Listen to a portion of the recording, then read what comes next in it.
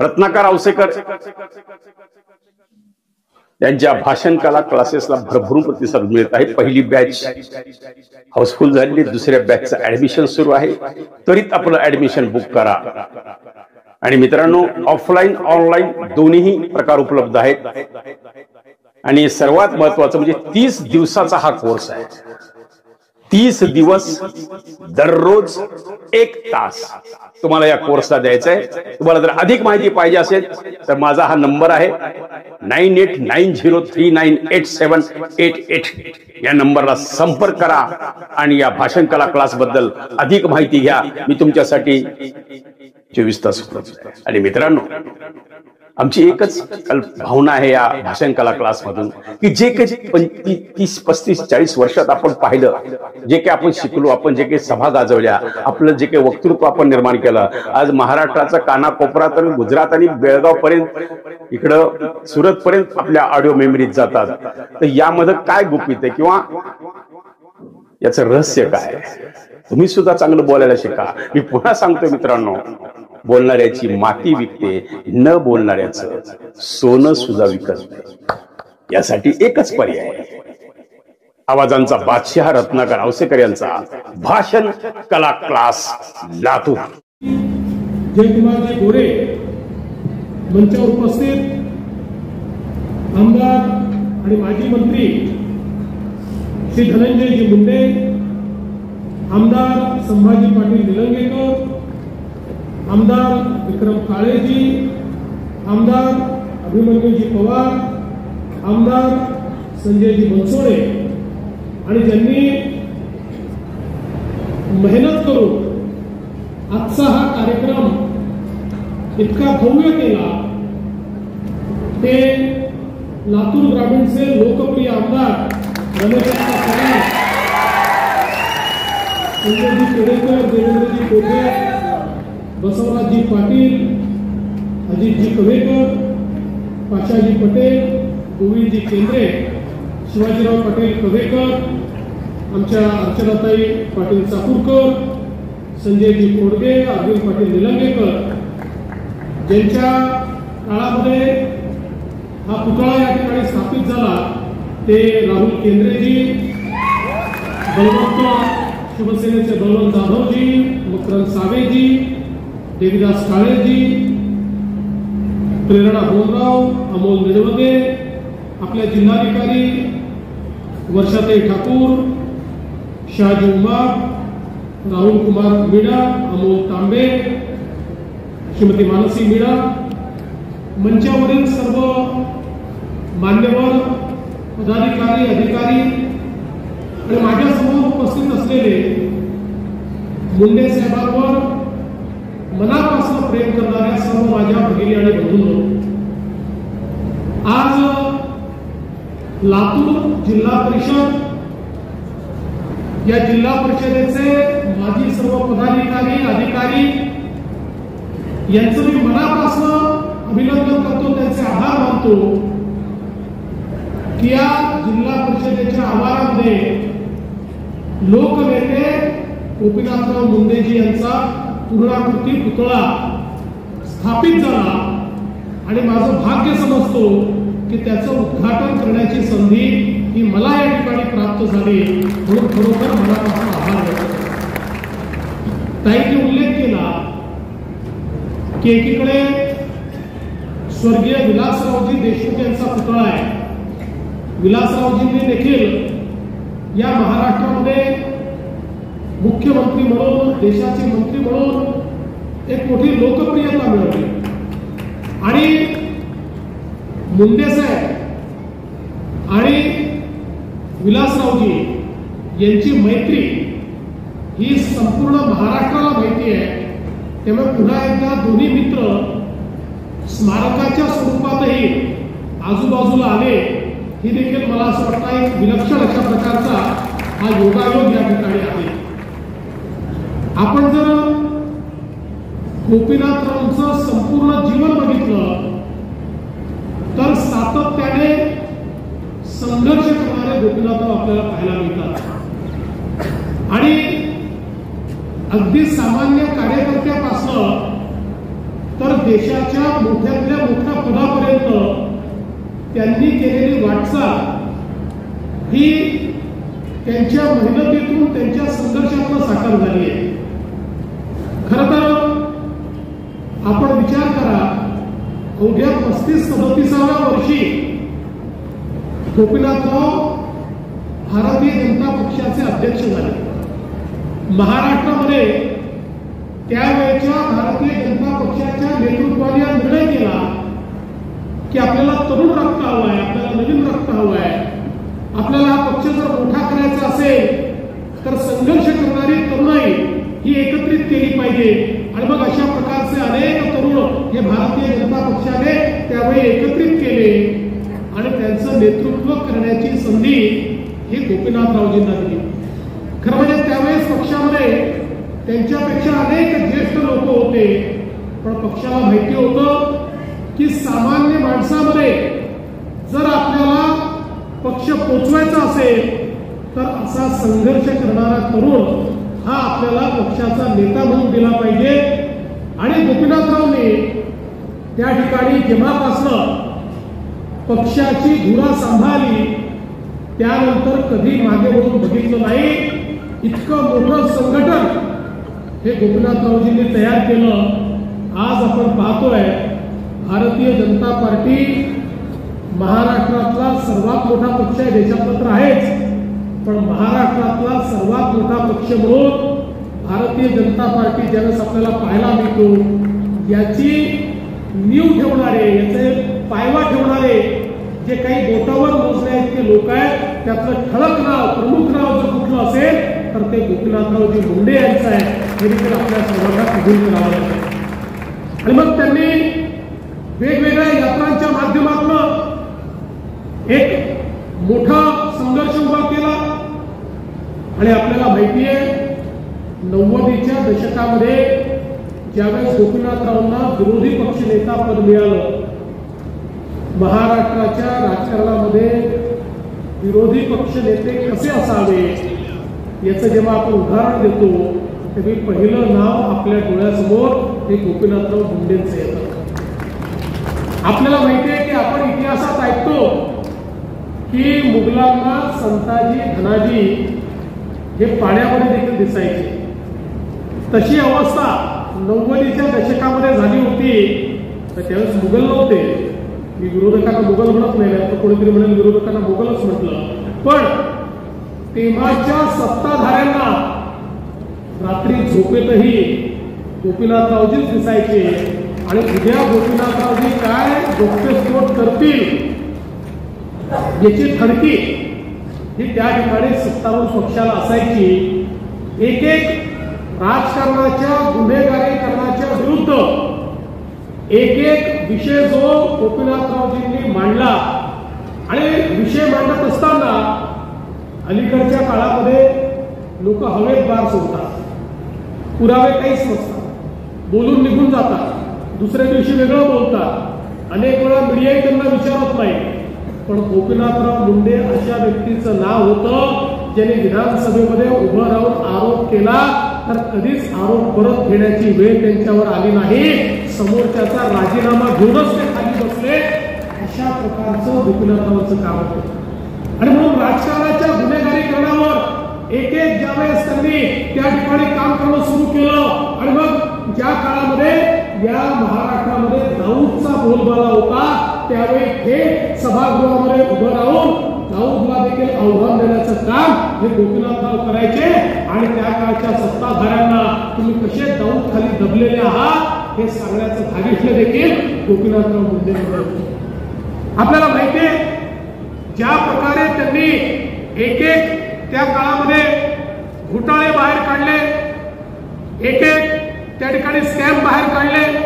त्यातून खऱ्या अर्थानं महाराष्ट्रामध्ये एक वातावरण उभं झालं. आणि 1995ला त्याच वातावरणामध्ये गोपीनाथरावजी संघर्ष यात्रा घेऊन निघाले. आणि त्या संघर्ष यात्रेने खऱ्या अर्थानं उभा महाराष्ट्र ढवळून काढला. आपल्याला माहिती आहे संघर्ष यात्रा ज्या गावात जायची त्या ठिकाणी गाव गावच्या गावं रिकामी व्हायची. अनेक ठिकाणी जेव्हा संघर्ष यात्रा एखाद्या गावात जाऊ शकायची नाही त्यावेळेस अख्खं गाव रिकामं येऊन त्या ठिकाणी मोठ्या रस्त्यावर यायचं, महामार्गावर यायचं, कारण त्यांना गोपीनाथरावजींची एक झलक पाहिजे असायची. अशा प्रकारची संघर्ष यात्रा करून या महाराष्ट्रामध्ये एकीकडे गोपीनाथराव आणि दुसरीकडे हिंदुहृदय सम्राट शिवसेना प्रमुख बाळासाहेब ठाकरे यांनी अशा प्रकारचं रान पेटवलं की महाराष्ट्रामध्ये परिवर्तन घडलं आणि महाराष्ट्रात पहिल्यांदा महायुतीचं सरकार आलं. या सरकारमध्ये देखील अनेक खाती त्या ठिकाणी मुंडे साहेबांनी पाहिली. ऊर्जा खातं असेल, पाटबंधारे खातं असेल, पण सगळ्यात महत्वाचं खातं जे मुंडे साहेबांनी सांभाळलं ते म्हणजे गृह खातं. कारण तो काळ राजकारणातल्या गुन्हेगारीकरणाचा होता. मुंबईमध्ये एखाद्या श्रीमंत व्यक्तीने गाडी घेतली तर त्याला 1 तासात फोन यायचा, खूप पैसा तुझ्याकडे आलाय, गाडी घेतली आहे, आम्हाला एवढे पैसे पाठवून दे नाहीतर तुझ्यावर आम्ही हल्ला करू. अशा प्रकारची अवस्था होती. काळी दिवाळी लोक साजरी करायची अशी अवस्था होती. अशा वेळी मुंडे साहेबांनी सांगितलं या ठिकाणी मी हा गुंडाराज चालू देणार नाही, अंडरवर्ल्डचं राज्य चालू देणार नाही. आणि त्या काळामध्ये मकोका सारखा कायदा हा मुंडे साहेबांनी तयार केला आणि एन्काउंटर सुरू झाले.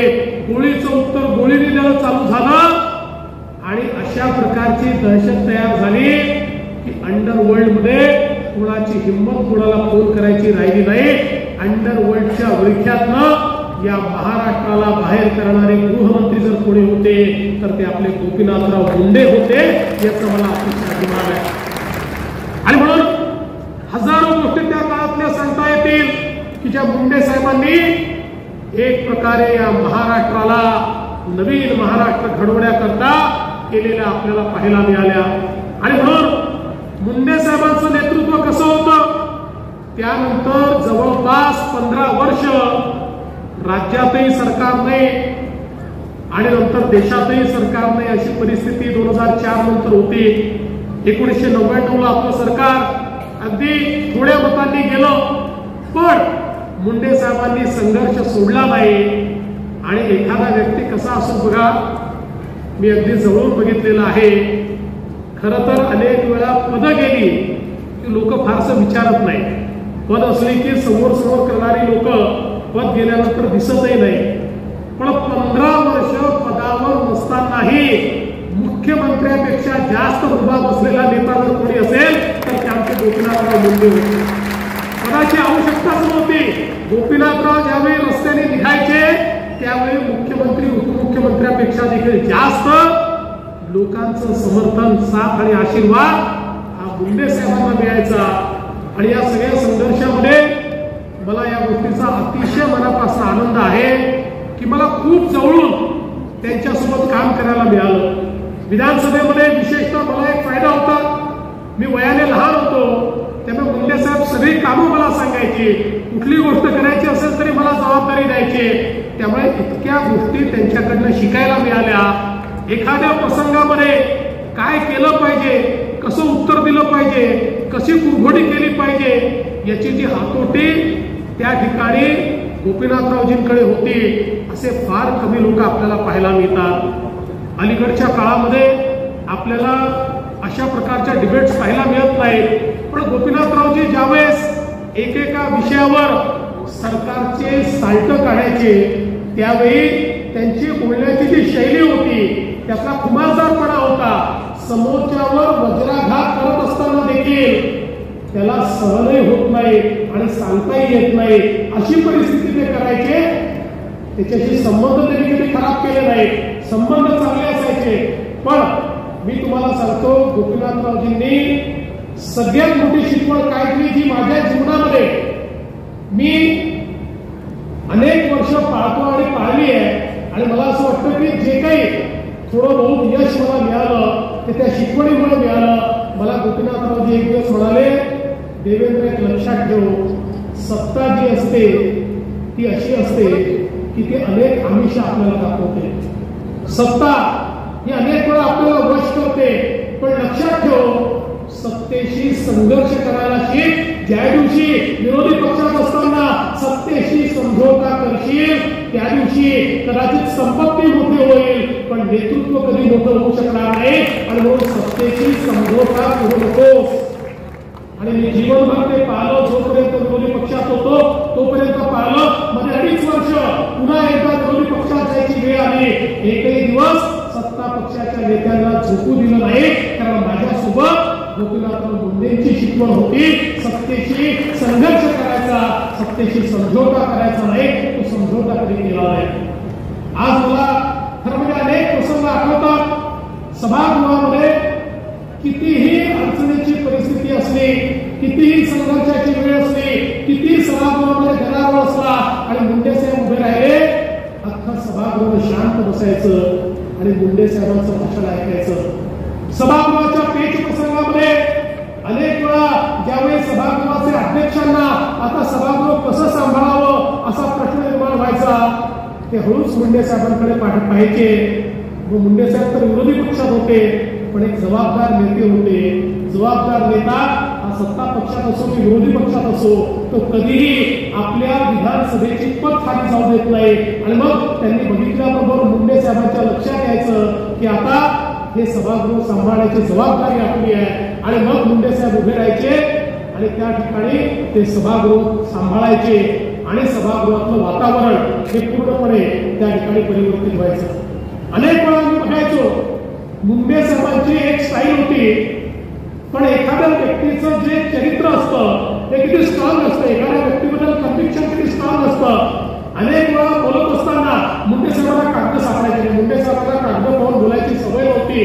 कागद त्यांचा पीए खूप द्यायचा आणि ते नेमके कागद हरवायचे आणि मग पुरावा दाखल आलेला कागद त्यांना कधी सापडायचा नाही. मग जो कोरा कागद मिळेल तो कोरा कागद दाखवायचे, हा माझ्याकडे पुरावा आहे. पण कोणाची हिंमत नव्हती मुंडे साहेबांना विचारायची की दाखवा मुंडे साहेब तुमच्याकडे काय पुरावा आहे. लोकांना माहिती होतं मुंडे साहेबांनी कागद दाखवला म्हणजे नक्की त्यांच्याकडे पुरावा असेल. त्यांचा कोरा कागद देखील पुरावा म्हणून अख्खं सभागृह स्वीकारायचं, ही मुंडे साहेबांची काम करण्याची पद्धती होती. आणि म्हणून महाराष्ट्राच्या कानाकोपऱ्यामध्ये मुंडे साहेबांनी पक्ष वाढवला. आणि हे सगळं करत असताना एक गोष्ट अजून त्यांच्याकडनं शिकायला मिळाली, ती म्हणजे सामाजिक न्यायाचं कन्व्हिक्शन. मुंडे साहेबांनी सामाजिक न्यायाची कास कधी सोडली नाही. त्याकरता त्यांना राजकारणामध्ये काही अडचणी देखील सहन कराव्या लागल्या, पण मुंडे साहेब हे नेहमीच आपल्या विचारांवर अडीग राहिले. ज्यावेळी मराठवाडा विद्यापीठाचं नामविस्तार डॉक्टर बाबासाहेब आंबेडकरांच्या नावाने करायचा, याच्यावर 2 गट झाले होते, मोठी आंदोलनं चालली होती. त्यावेळी मुंडे साहेबांनी कन्व्हिक्शनने हे सांगितलं की नाही, या ठिकाणी मराठवाडा विद्यापीठाचा नामविस्तार झाला पाहिजे आणि त्याला भारतरत्न डॉक्टर बाबासाहेब आंबेडकरांचं नाव लागलं पाहिजे. आणि त्याकरता संघर्ष केला, त्याकरता जेलमध्ये गेले, त्याकरता मोठ्या प्रमाणात आंदोलनं मुंडे साहेबांनी केली. त्याचा काही परिणाम देखील राजकीय परिणाम त्यांना भोगावा लागला, पण त्यांनी कधी त्याची चिंता केली नाही. दलित, आदिवासी, ओबीसी, भटके, विमुक्त यांच्याकरता गोपीनाथराव मुंडे हक्काचं घर होतं. गोपीनाथराव मुंडे हे आपले नेते आहेत, हे आपल्या न्यायाकरता लढतात, अशा प्रकारचं कन्व्हिक्शन होतं. आणि मुंडे साहेबांनीही कधी हा लढा सोडला नाही. किंबहुना महाराष्ट्रातल्या या सगळ्या समाजाला जो मोठ्या संख्येनं आहे पण जाती जातीमध्ये विखुरलेला आहे, अशा सगळ्या समाजाला एकत्रित करून तुम्ही एकत्रित आलात तर तुम्हाला नेतृत्व मिळेल, तर तुम्हाला निवडून येता येईल, अशा प्रकारची विधी वृत्ती या समाजामध्ये त्यांनी तयार केली आणि त्यातून एक मोठ बांधली. आणि आज आपण पाहतोय वंचितातल्या वंचित समाजाचे लोकही आपल्याला विधानसभेमध्ये आमदार म्हणून पाहायला मिळतात. याचं कारण ही सगळी मोठ ही मुंडे साहेबांनी त्या काळामध्ये बांधली. आणि या महाराष्ट्रातल्या सामान्य माणसाला तुलाही स्वप्न पाहायचा अधिकार आहे हे मुंडे साहेबांनी त्या ठिकाणी सांगितलं. आणि म्हणूनच हे जे सामाजिक न्यायाचं त्यांचं कन्व्हिक्शन होतं हे अत्यंत महत्वाचं होतं. पण यातलं दुसरं शिकण्यासारखं काय, मुंडे साहेबांनी ओबीसीची मोड मारली. ओबीसीचे नेते म्हणून मुंडे साहेबांकडे पाहिलं गेलं, पण ओबीसीचे नेते म्हणून त्यांच्याकडे पाहत असताना ते इतर कुठल्या समाजाच्या विरोधात आहे असं कोणीच कधी त्यांच्याबद्दल म्हणू शकलं नाही. इतर समाजांनाही मुंडे साहेबांबद्दल तेवढंच प्रेम होतं. आजच्या राजकारण्यांना हे शिकावं लागेल आणि आजच्या माध्यमांना हे समजावं लागेल. एखाद्या समाजाचं त्या ठिकाणी कल्याण झालं पाहिजे याकरता दुसऱ्या समाजाचा विश्वास करण्याची आवश्यकता नाही आहे. आपण सगळे एकत्रितपणे या महाराष्ट्राचं कल्याण करण्याकरता चाललो. त्यामुळे ज्या ज्या समाजामध्ये जो वंचित आहे त्या प्रत्येकाचं कल्याण करण्याची जबाबदारी ही आपल्या राज्यकर्त्यांकरता आहे, ही सगळ्या नेत्यांकरता आहे. अशा प्रकारची भावना जी गोपीनाथरावजींनी जीवनभर जोपासली, ती भावना जोपासण्याची आजच्या राज्यकर्त्यांना आवश्यकता आहे. ती समजून घेण्याची आवश्यकता आजच्या राजकीय परिस्थितीमध्ये आहे. आणि म्हणूनच मला असं वाटतं की खरं तर त्यांच्या जीवनामध्ये मला इतक्या गोष्टी जवळून पाहायला मिळाल्या की त्या प्रत्येक गोष्टीचा उल्लेख जर मी करू लागलो तर कदाचित तास 2 तास देखील कमी पडतील. ते ज्यावेळेस लोकसभेमध्ये गेले, आपल्याला माहिती आहे लोकसभेमध्ये गेल्यानंतर ते उपनेते झाले. अनेक वेळा महाराष्ट्रातनं गेलेले नेते हे लोकसभेमध्ये हरवून जातात. वर्षानुवर्ष 40 वर्ष महाराष्ट्रात राजकारण केलेले गोपीनाथरावजी लोकसभेमध्ये गेल्यानंतर पहिल्याच अधिवेशनात त्यांनी आपली चूक दाखवली आणि त्यानंतर लोकसभेला देखील त्यांनी आपलंसं करण्याचं काम केलं. खरं म्हणजे आपलं सगळ्यांचं दुर्दैव आहे की गोपीनाथरावजींना केंद्रीय मंत्री म्हणून काही दिवसाचाच काळ मिळाला.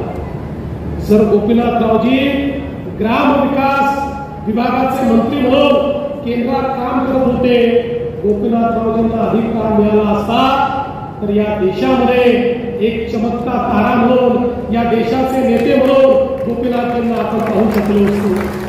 मगाशी रमेश अप्पा तुम्ही सांगितलं हे खरं आहे की गोपीनाथजींनी त्या सभेमध्ये हे सांगितलं की देशात नरेंद्र आणि महाराष्ट्रात देवेंद्र. पण त्याच्यानंतर मला माध्यमांनी विचारलं, गोपीनाथरावजी होते, मी माध्यमांना सांगितलं हे काही म्हणू द्या, पण आम्ही गोपीनाथरावजींना उधारीवर मोदीजींना दिलाय. विधानसभेची निवडणूक झाली की आम्ही गोपीनाथरावजींना परत आणणार आहोत आणि या महाराष्ट्राचा मुख्यमंत्री बनवणार आहोत. खरं म्हणजे आमचं ते स्वप्न दुर्दैवाने पूर्ण होऊ शकलं नाही. आज खरं म्हणजे ज्यावेळी या पदावर मी बसतो त्यावेळी मला याची जाणीव असते की गोपीनाथरावजींसारख्या व्यक्तींनी केलेल्या या बलिदानामुळे, त्यांनी केलेल्या संपूर्ण या कार्यामुळे आज आमच्यासारख्या मंडळींना ही सगळी पदं भोगता येत आहेत. आणि म्हणूनच मला असं वाटतं की शेवटी आपण एखादा पुतळा का बांधतो तर तो पुतळा याकरता बांधतो की त्यांनी आपल्याला जो मार्ग दाखवलेला आहे त्या मार्गावर चालण्याकरता पुतळा बांधतो. आणि म्हणून मला या गोष्टीचं समाधान आहे की ज्या गोष्टी करता गोपीनाथरावजींचा सातत्याने आग्रह असायचा की प्रत्येक गोष्ट करण्याचा प्रयत्न आम्ही करतो.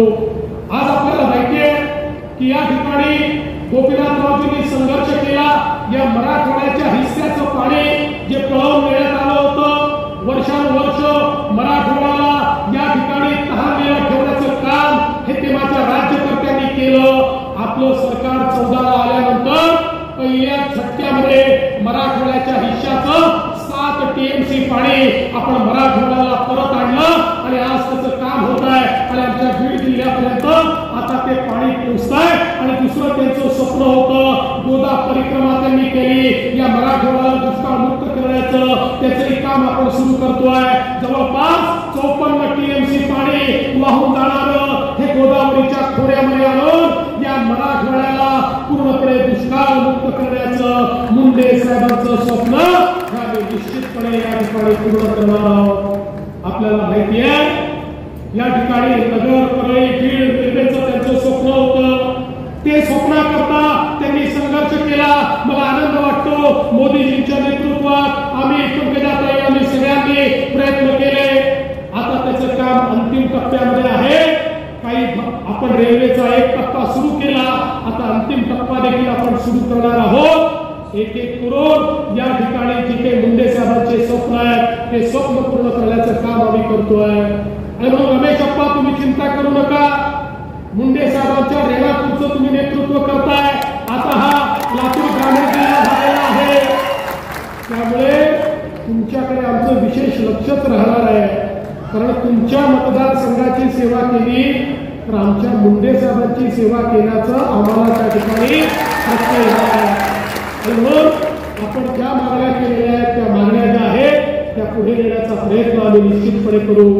आज मला आनंद वाटतो, मागच्या काळामध्ये या लातूरमध्ये देखील मोठ्या प्रमाणात आपण काम करण्याचा प्रयत्न केला आणि त्या माध्यमातून आज रेल्वे कोच फॅक्टरी इथली सुरू झाली।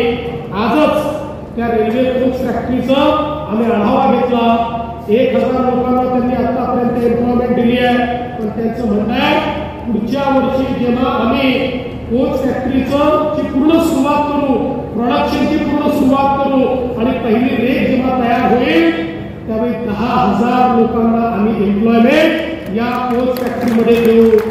पण आज त्यांना मी दरडावून सांगितलंय एम्प्लॉयमेंट 10,000ची आनंदाची गोष्ट आहे, पण ती स्थानिकांनाच मिळाली पाहिजे हा आमचा आग्रह आहे। म्हणून जिल्हाधिकाऱ्यांना देखील मी सांगितलेलं आहे, आपले ITI असतील, पॉलिटेक्निक असतील, इंजिनिअरिंग कॉलेज असतील, आपल्या स्किल इन्स्टिट्यूट असतील, सगळीकडे त्यांच्या सोबत बसून त्यांना पाहिजे तसं ह्युमन रिसोर्स, तसं मानव संसाधन तयार करा हे मी सांगितलेलं आहे। आणि ते मानव संसाधन तयार करून या आमच्या लातूरच्या मुलांच्या हाताला काम मिळालं पाहिजे हा आमचा प्रयत्न आहे। एक प्रकारे आमच्या नेत्याला दिलेली ती श्रद्धांजली या ठिकाणी ठरणार आहे। आणि यासोबत लातूरच्या पाणी पुरवठा योजना 291 कोटी रुपयाची काही संदर्भात आज सगळ्या नेत्यांनी माझ्यासमोर मांडलं। मी आजच तुम्हाला सांगतो, लातूरची पाणी पुरवठा योजना आणि लातूरचं सामान्य रुग्णालय या दोघांना मी आजच मान्यता देतो। आणि या संदर्भात निश्चितपणे, कारण मुंडे साहेबांचं जेवढं प्रेम बीडवर होतं तेवढंच लातूरवर होतं, तेवढंच मराठवाड्यावर होतं। आणि म्हणून ही सगळी कामं आज त्यांच्या स्मृती जागृत करताना या ठिकाणी करताना मला अतिशय आनंद होतोय।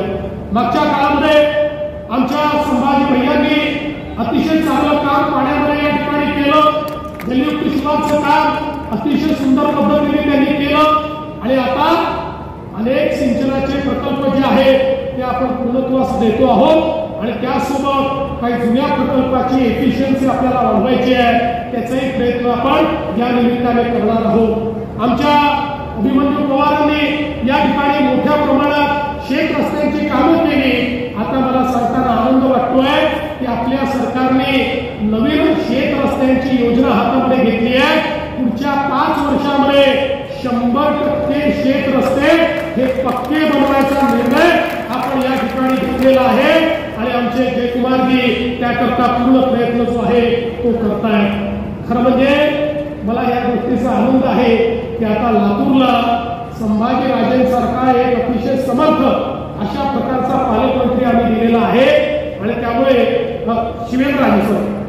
शिवेंद्रराजेंसारखा एक अतिशय सक्षम असा पालकमंत्री आम्ही दिलेला आहे।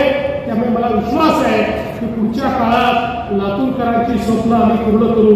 आणि म्हणून आज या निमित्ताने पुन्हा एकदा मी आपल्या सर्वांना आश्वस्त करू इच्छितो की मुंडे साहेबांनी या ठिकाणी जो मार्ग दाखवलेला आहे, समाजातल्या शेवटच्या व्यक्तीला विकासाच्या मुख्यधारेमध्ये आणण्याचा, समाजाला संघटित करून संघर्ष करून त्यातनं समाजापर्यंत विकास पोहोचवण्याचा, हे सगळे स्वप्न पूर्ण करण्याचं काम आम्ही करू। आज पंकजाताई या ठिकाणी अतिशय समर्थपणे हा वारसा चालवत आहे आणि निश्चितपणे आपण सगळे मिळून हा वारसा कसा पुढे नेता येईल याचा प्रयत्न करूया। मी पुन्हा एकदा आपल्या सर्वांचे मनापासून आभार मानतो, आपल्या जिल्हा प्रशासनाचे आभार मानतो आणि माझं बोलणं संपवतो। धन्यवाद। जय हिंद, जय महाराष्ट्र।